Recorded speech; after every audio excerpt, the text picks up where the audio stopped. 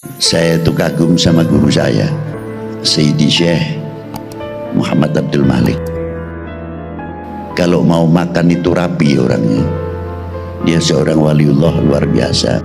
Kalau makan dahar paling tidak pakai kuku, kalau enggak pakai kaos yang ada lengannya, rapi kopiahnya, sarungnya, padahal mau makan.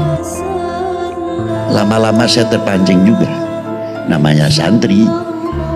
Jadi saya tanya, nyun sewu yai, kalau nyuwun dipun ulang tata caranipun mamuk. Yai maaf, saya minta diajarin bagaimana caranya, adabnya kita makan. Jawab guru saya, Ayi atau Habib, saya makan itu bukan kita menghormati atau mengkultuskan nasi atau minuman. Air ini makhluk, nasi pun makhluk. Jadi kalau mau mencari kesyirikan, tidak usah jauh-jauh. Kalau kita mempunyai iktikad orang tidak makan mati, itu termasuk syirik. Kalau kuburan terlalu jauh, kok kuburan jadi sasaran terus. Itu satu contoh. Saya nasi ataupun air minum ini, saya menghargai pakai pakaian yang demikian, menghargai si pemberi rezeki. Adab mau makan saja sudah sejauh itu. Dan kalau satu butir nasi ini jatuh, selagi tidak madorot, diambil. Kata guru saya, sebutir saja, jangankan lagi sebutir, seper dari satu butir nasi, kami tidak mampu membuatnya. Siapa yang menciptakan? Allah Subhanahu wa ta'ala. Hormatilah yang menciptakan.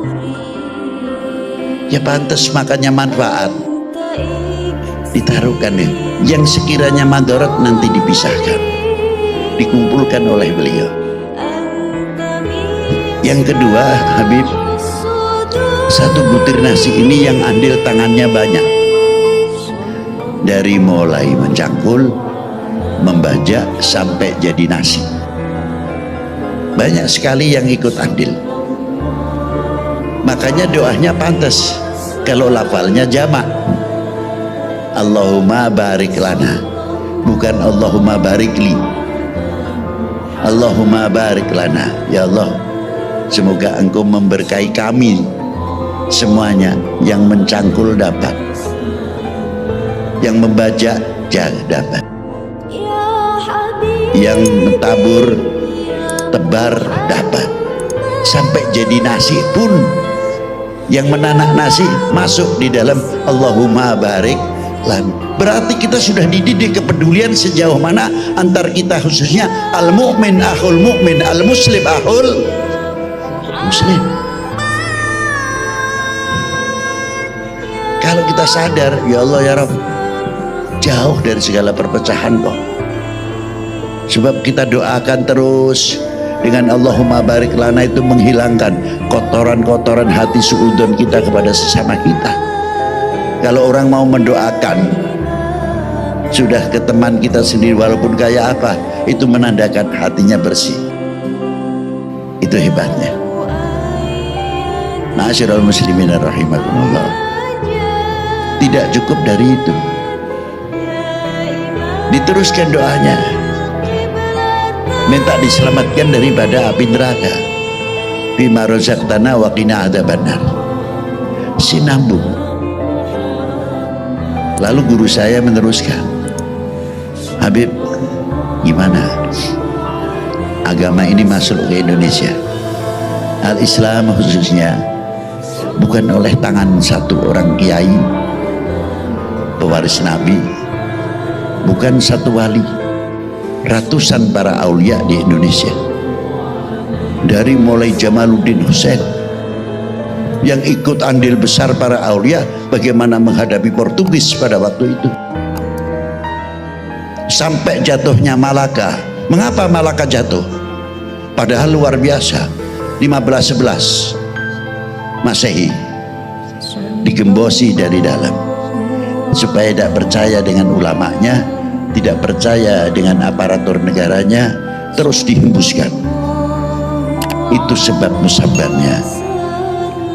Sultan Mahmud kalau tidak salah zaman itu sudah kurang mendapatkan kepercayaan. Itu sengaja. Dari situlah jatuhnya Malaka 1511. Sejarah itu penting. Itu bagian mengingatkan kita. Demak diantaranya. Setelah Kanjeng Sultan Trenggono selesai. Karena apa? Perang saudara. Kakak adik satu kandung tidak akur, antem-anteman sendiri. Akhirnya Demak pindah kemana? Ke Pajang. Ini teladan contoh untuk kita supaya buka mata, pikiran jalan. Saya bertanya terkadang, Pak, maaf, jawab yang tegas, mau dah? Mau dah? Rela atau tidak kalau Indonesia ini pecah? Jawab yang keras. Setuju sekali. Gimana Pak Polres? Ya. Pak Deni, Pak Ramil, sepakat kan? NKRI harga harus tanamkan ke anak-anak kita itu. Itulah. Ini satu contoh luar biasa yang dirintis oleh para beliau. Tidak lama Portugis, kejadian Demak selesai. Ulama kita tidak tinggal diam. Pejuang para tokoh kita tidak tinggal diam. Bagaimana cara membangkitkan, membangun, merasa mencintai kepada bangsa, mencintai kepada republik ini. Dulu masih belum ada republik. Bagaimana caranya? Bagaimana cara merintisnya? Entah di Jakarta masih ada atau tidak. Kalau di Jawa sebagian masih pakai. Di antaranya kalau bangun rumah,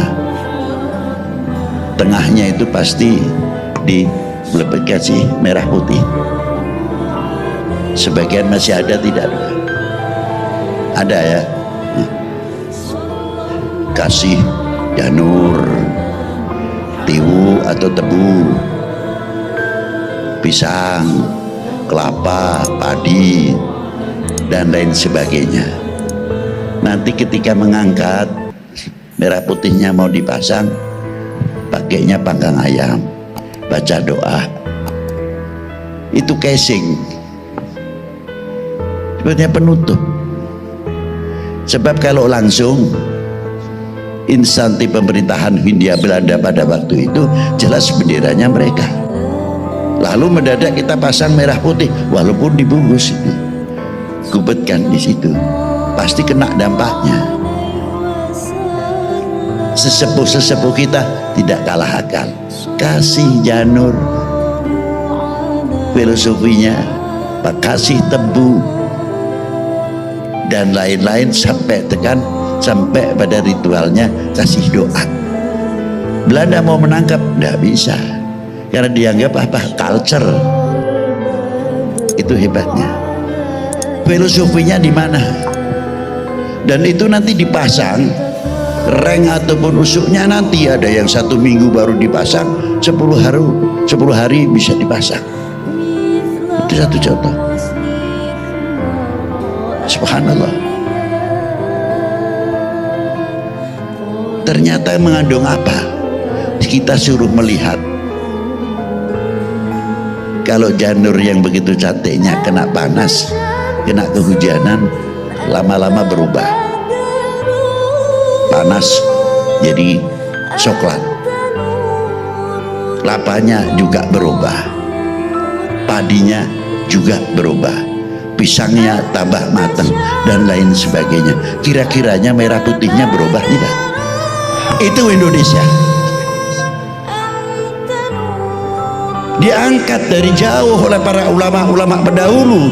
Bagaimana menanamkan, merasa menghargai Handar Beni oleh tokoh-tokoh ulama-ulama kita para pendahulu. Itu hebatnya. Dan sampai sekarang budaya itu sebagian masih diperkuat supaya kita tidak melupakan sejarah.